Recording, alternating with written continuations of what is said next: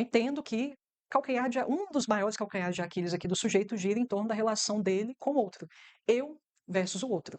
Esse seria, pessoal, o desafio mais recente que se apresenta para o sujeito. Então, é muito importante que vocês tenham isso em mente, pessoal, por quê? Porque muitas vezes, quando algo parece muito incisivo na fala do doente, ele fala muito de si, Letícia, ele fala muito dos próprios feitos dele. Geralmente, qual a nossa leitura?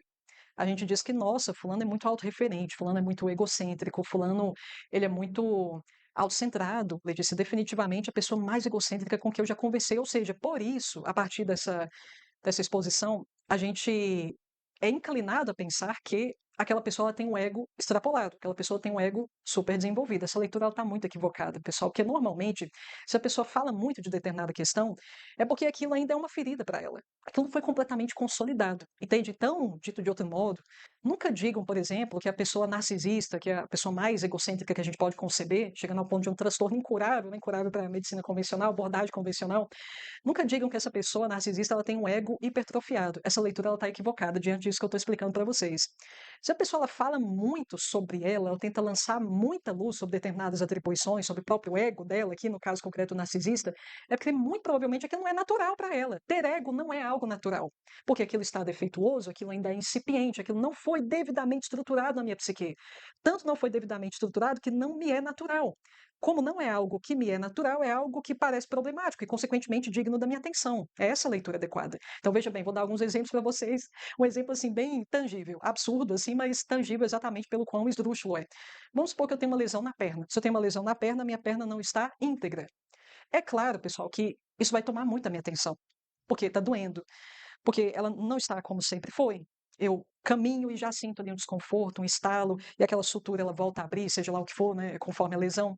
É claro que eu vou falar muito sobre isso, porque está defeituoso, meu Deus do céu. Portanto, eu sou pernocêntrica. Eu vou ser classificada como pernocêntrica, que tem a minha perna como centro do universo. Mas por quê? Porque tem um problema ali. A minha perna não está íntegra, mas eu sinto que o que me separa da minha melhor versão é a minha perna íntegra. Então, é claro que eu vou falar muito sobre isso, que eu sinto que é o obstáculo que me separa da grandeza. Então, obviamente que eu vou falar muito sobre a perna, mas não é pelo fato de ter uma perna saudável. Se eu tivesse uma perna saudável, eu ia ficar falando de perna? Esse seria o assunto da vez, definitivamente, pessoal? Eu ia ficar falando sobre esse assunto ostensivamente? Não, a coisa que está aqui, eu tenho que estar saudável, então estou tranquilo em relação à minha perna. Por que eu vou ficar falando sobre isso? Por que vou ficar pensando sobre a minha perna? Está ótima. Entende? A pessoa que ela tem ego verdadeiramente, ou seja, um ego devidamente consolidado, já que ela o tem, ela vai ficar falando muito sobre si, então, consequentemente, vocês concordam comigo que a pessoa que tem realmente, ela não lança muita luz sobre aquilo. É natural, não tem nada de errado, tem uma lesão ali. Já completou o seu ciclo de formação. Outro exemplo, uma pessoa desconfiada. Uma pessoa desconfiada, pessoal, vocês percebem que normalmente ela é assim porque ela mesma ainda não garantiu a própria confiabilidade para os outros. Então, ela age de uma forma a causar desconfiança nos outros. Portanto, ela desconfia dos outros. Você entende? Pelo fato dela não ter desenvolvido determinado atributo, ela apresenta aquilo como um elemento que impregna o seu comportamento em primeiro plano. A desconfiança é algo que você bate o olho e você nota que a pessoa tem, porque aquilo é uma questão para ela, não dominou completamente aquilo dentro dela mesma. Então, a pessoa desconfiada, eu, pessoalmente, que eu já saquei esse traço aqui, a pessoa desconfiada, eu não confio nela, na maioria das vezes, que eu sei que ela age dessa forma, porque ela mesma sabe que ela não presta, normalmente, pessoal, uma dica aí para quem não sacou isso. Outro exemplo também, isso aqui eu tenho certeza que vocês já viram demais, isso aqui, alguém que tem um preconceito muito forte contra uma certa religião, uma certa orientação sexual, homofobia. O homem ali que é extremamente homofóbico. Muito provavelmente ele mesmo ainda não está muito seguro em relação à orientação sexual dele, pessoal. Então vocês percebem que eu vou lançar muita luz para algo que ainda é uma questão para mim? Se aquela coisa não está muito certa, mas eu adoraria que tivesse muito certo, eu lanço muita luz. Para quê? Por que eu estou tão atento àquilo? Porque eu sei que a partir do momento que eu resolver isso aqui, eu vou para o próximo passo. Eu evoluo enquanto ser humano. É o que está me separando da minha grandeza, pelo menos conforme a minha condição nesse momento. Entende, pessoal? Então, eu atento muito para aquele problema. Eu me comporto como se a resolução daquele problema fosse maximamente importante para mim, porque é o que falta para dar o próximo passo. Vocês entendem? Então, esse sujeito aqui parece para a gente que ele tenta se defender a todo momento. Ele tenta se proteger a todo momento. Por quê? Porque o ego é como se ele estivesse terminando o seu processo de desenvolvimento. Então, consequentemente, o meu ego ainda é uma questão para mim, ele ainda é problemático, porque ele não foi completamente contornado. Então, tudo que se refere ao ego, tudo que toca o ego, como não é uma estrutura tão sólida, eu serei reativo a isso. Então, consequentemente, relações, como é que vai ser? eu ainda não entendo que relações existem para que um complemente, um ajude o outro nos seus processos. Existe soma nas relações. Eu jamais vejo assim. Eu vejo em que medida a relação me encosta, ela toca no meu ego. É invasivo. Não, eu não posso definitivamente me permitir isso. Tanto é fato, pessoal, que Mark Kauyaki, na sua análise de Mancinella, ela traz para a gente ali um caso em que a mulher, Mancinella, ela adoeceu, começou a desenvolver todos os transtornos típicos de Mancinella depois que o seu marido a propôs em casamento. A gente pensou, ai, Letícia, mas como assim? Porque casamento para ela não era visto como uma comunhão, união de forças. O cara está se declarando para mim, ele quer se comprometer comigo. Não, a minha leitura foi, ele quer me dominar. Vocês percebem que tudo eu vejo à luz da ameaça sobre o meu ego. Parece que tudo quer me tocar de uma maneira invasiva. Não existe essa ideia da complementação. O meu olhar diante do outro, ele é muito pernicioso.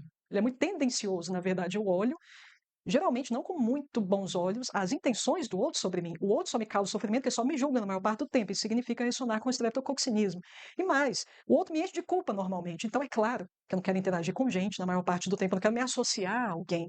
Mas isso é muito importante vocês terem em mente, que vocês vão notar em Mancinella muita reatividade. Ele reage a tudo como se tudo quisesse invadi-lo. Por quê? Porque meu ego ele está se consolidando, não foi completado ainda o processo. Então tudo que o toca me gera uma certa desconfiança, porque eu sinto, ai, não me toca não, porque senão essa bolha aqui vai estourar, definitivamente, porque está tudo muito frágil. Se é muito frágil, por não ter se consolidado completamente, é claro que eu vou ser uma pessoa mais reativa. Tudo é muito incipiente, subdesenvolvido ainda. Então não posso ser eu aqui, homem, homofóbico, eu não posso me expor a outros homens, não posso ver homem sem roupa, seja lá o que for, porque eu não confio no meu próprio taco. A minha sexualidade ela ainda está sendo desenvolvida. Então, assim, eu tenho medo de sentir atração pelo cara, entende, pessoal? Então, tem isso em mente. Isso é muito importante para que a gente consiga entender como extrair determinadas informações daquilo sobre que o doente lança muita luz. As pessoas normalmente, cujos casos a gente toma, as pessoas são muito enfáticas em relação a certas questões, são muito repetitivas em relação a certas temáticas. Então existe muito ouro ali que a gente pode aproveitar. Como as emoções, elas não são reconhecidas, porque eu as reprimo, não são reconhecidas, elas não são trabalhadas, o que a gente pode ter aqui em Mancinella é o medo de enlouquecer. Porque quando aquilo vem, como não houve nem reconhecimento, nem trabalho sobre toda aquela carga emocional, realmente a sensação que eles têm é que serão dominados por aquela selvageria emocional toda. Então, o que prevalece aqui, em grande medida, no sujeito Mancinella, é o medo de ser possuído, especialmente por forças sobrenaturais. Mas isso parte da experiência negativa desse sujeito com o mundo na maior parte do tempo. Então, sempre sinto que os outros querem me criticar, querem me culpabilizar, só tem hostilidade lá fora. Então, é claro que a todo momento eu estou aqui vigilante, supondo que alguma coisa quer a minha cabeça, supondo que alguma coisa quer me invadir, me prejudicar, que essa já é a minha leitura acerca do mundo de uma forma geral. Então, daí para eu empreender essa mesma leitura em relação às intenções do mundo sobrenatural em relação à minha pessoa, é um pulinho, né, pessoal? Isso aqui é passível de dedução a partir disso tudo que a gente conversou. Então, são pessoas que padecem de medos diversos, pessoal escuro. O sujeito Mancinella não vai para escuro de jeito nenhum. Teve um caso Mancinella que eu acompanhei, que era muito sofrimento, pessoal. A moça, ela via o dia amanhecer. Ela ficava ali acordada, tensa, com aquela sensação típica aqui das euforbiárias, que é aquela de que parece que a casca não comporta o conteúdo, que a casca ali está tensa, o elástico está tenso, a pele está tensa, a qualquer momento aquilo vai explodir, aquilo vai se romper. Então ela ficava tensa com aquela sensação a noite inteira, só dormia, conseguia conciliar o sono quando ela via o sol nascer. Então olha só o sofrimento. São pessoas que têm medos, pessoal, acho que isso é passível mais ou menos de dedução, medos bem supersticiosos. Realmente, é por isso que o sujeito acha que ele vai enlouquecer a todo momento. Porque, sabe, se bem que isso é um pouco sinistro mesmo, eu sempre achei. Aquelas pinturas muito realistas de pessoas, como pinturas renascentistas, de Da Vinci, Companhia Limitada, da Caravaggio também, que é barroco. Quando a gente olha para aquelas pinturas, e os olhos eles são muito expressivos, né, dos personagens. Então, isso é um suplício para o sujeito Mancinella. Aquele tipo de pintura, que ele olha para aquilo, determinados bonecos também, ele tem a impressão de que o olho daquela pintura está acompanhando ele. Então, são pessoas que têm fobia de pintura renascentista, já exatamente por isso. Mas tem certas esculturas que levantam exatamente a mesma suspeita. Enfim, pessoal, tem medo supersticioso de todo tipo. Tem esse aí que eu citei para vocês. É muito adequado também para criança que fica muito impressionada depois de ver filme de terror. Inclusive, você tem que parar de ver essas coisas, pessoal. Filme de terror não é assim. Que bem faz você assistir aquilo, entendeu? Você vai perder tempo com uma coisa que vai te fazer mal. Não agrega em nada, principalmente uma criança. Então, olha só, uma carta na manga para aquela criança que ficou com aquelas imagens. Até a gente que é velho mesmo, a gente ficou com aquela imagem, aquelas imagens violentas, grotescas na nossa cabeça, não conseguimos tirar aquilo da mente de jeito nenhum. Aqui, ó, uma solução, uma luz no fim do túnel. Então, mais uma carta na manga. E são pessoas que, é isso, pessoal, elas serão dependentes, porque assim, é tanto medo de tudo, que normalmente são misantropos, são aquelas pessoas que não saem de casa. Elas vão precisar de ajuda em algum momento, só que elas são extremamente ingratas com pessoas que lhes são gentis. Por quê? Porque até o auxílio dos outros, por mais que eu precise, é visto como invasão. Eu estou na subclasse do ego incipiente, na sua fase de desenvolvimento. Então, tudo toca meu ego. pelo estado de subdesenvolvimento dele, que ele não é devidamente forte ainda, como a gente conversou. Então, é aquela pessoa que você é gentil com ela, você se compadece, aquela carga de medo, de tensão de que ela padece o tempo todo, você quer ser gente boa com ela, te dá uma patada, ela é extremamente ingrata, porque existe também aquela sensação de que a pessoa de que eu sou dependente, ela pode me suprimir em algum momento.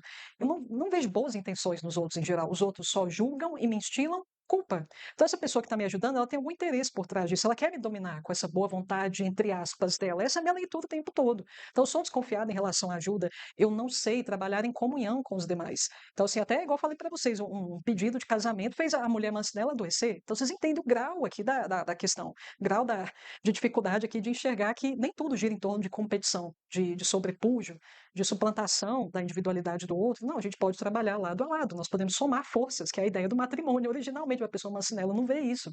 Então, isso vocês precisam ter em mente, pessoal, e tem uma fobia também, que ela é bem peculiar de Mancinella, eu tenho que falar, que é a deglutição. Não sei se vocês já acompanharam pessoas que têm fobia de engolir cápsula, têm fobia de engolir comprimido, têm fobia de, às vezes, de comer de uma forma geral. Chega num caso extremo desse que a pessoa acha que tudo que ela engolir vai sufocar ela. Teve um caso que eu acompanhei que a pessoa estava magérrima porque nem pouquíssima água ela estava tomando, basicamente aqui para o soro, porque ela tinha um medo atroz de que, não, eu vou morrer sufocada. Tomar banho. O sujeito Mancinella acha que as forças malignas vão o dominar se ele tomar banho. São medos supersticiosos de todo tipo que vocês imaginaram. Pessoal, estou falando aqui, aqueles que a gente encontra na matéria médica, se encontra na matéria médica é digno de nota, porque vários homeopatas observaram, muito provavelmente. Eu já observei todos esses aí no meu cotidiano clínico. Então, esses aí vocês têm certeza que vocês podem se deparar com eles. E isso é muito representativo porque é peculiar. Sintoma peculiar, pessoal, normalmente é aquele sintoma que a gente só vai achar naquele medicamento. Então, assim, já diz muito. Assim, a gente não tem muito mais que procurar, porque a gente achou o traço mais emblemático do medicamento daquela pessoa. É raro, mas enfim, quando a gente tem essa oportunidade, poupa muito trabalho para a gente, né? Então, nota seja feita para isso também.